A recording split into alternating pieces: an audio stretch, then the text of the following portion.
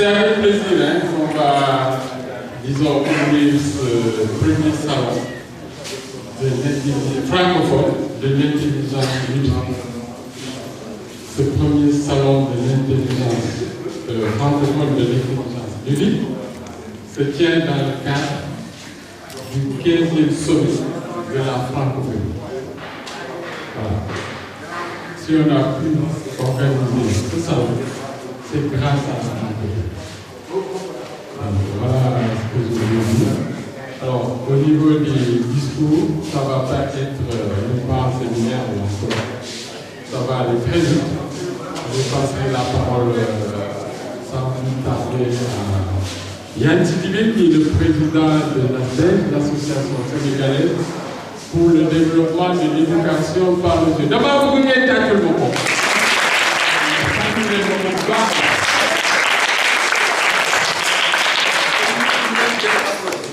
Voilà, représenter le spécialiste de la culture.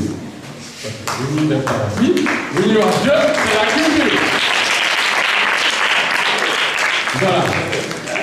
Alors, il y a aussi parmi les partenaires de l'ASDEN et du Centre culturel de l'Est, grand spectateur de salon francophone de l'intelligence numérique, il y a le Djadem. Je ne sais pas si son président est là, mais je vois derrière ça la secrétaire de Djadem. Djadem, c'est diaspora, développement, éducation et migration. Il faut qu'il y ait un tout comme ça.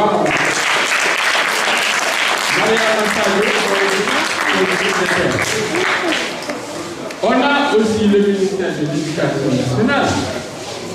Voilà, parce qu'il est aussi le ministère est partenaire. Il y a Mme Awa Diop qui est là, qui représente le ministère. Nous avons là.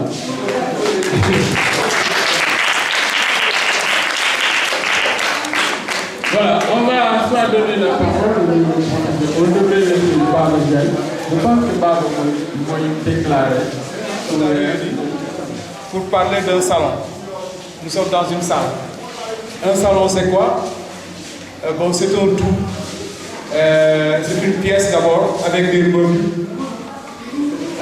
Mais les meubles là sont faits pour être occupés. Et ceux qui l'occupent, ce sont des personnes pour partager quelque chose, pour discuter. Et là, c'est un salon de jeu. C'est le jeu éducatif. Alors, si nous sommes parvenus à le faire, c'est grâce d'abord à Blaise Senghor, au Centre culturel Blaise Senghor, particulièrement le directeur qui a cru au projet, qui a signé que c'était un projet innovant, parce que ça change tout. En fait, notre association se bat pour valoriser le jeu, pour que le jeu puisse aider les élèves à mieux comprendre, à mieux apprendre. Ce n'est pas facile pour tout le monde d'accepter de dire « je travaille en jouant ». On dit « non, arrête de jouer, va apprendre ». N'est-ce pas? Même en classe, votre professeur vous dira « arrêtez de jouer, regardez le tableau, soyez sérieux et travaillez ». Nous, on veut dire, on voudrait associer le jeu dans le travail pour qu'au moins qu'on puisse apprendre. Nous avons été accompagnés par le Djadem, qui s'occupe de diaspora, développement, éducation et migration, et qui s'occupe également de cela. Et il y a également une mutuelle qui s'occupe également du financement de l'éducation. Mais ils sont basés en France, qui viendront incessamment. C'est vous qui êtes là, c'est vous qui êtes disponible. Mais vous serez en compétition avec les élèves du lycée Blaise Diagne, les élèves du lycée Kennedy, les collèges Kennedy et Blaise Diagne et Mathurin qui prendront part.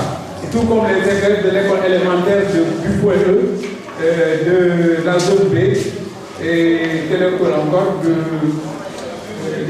et nous espérons que vous allez prendre plaisir à ce salon. Sur ce, il faut l'applaudir.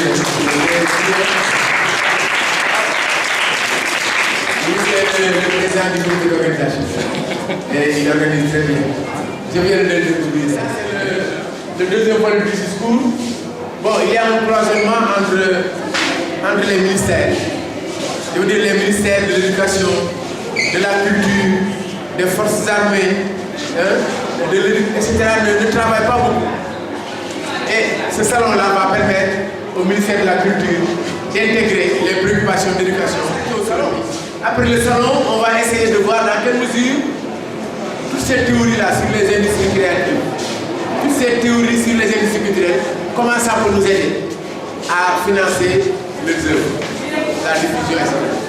Donc, j'ai été très long parce qu'on n'est pas à l'aise là. La salle, il fait chaud. Les enfants sont debout. C'est pas très aisé. Mais donc, je vais peut-être terminer mon discours là en encourageant tout le monde, tous les partenaires, et en déclarant ouvert le premier salon francophone de l'intelligence du livre.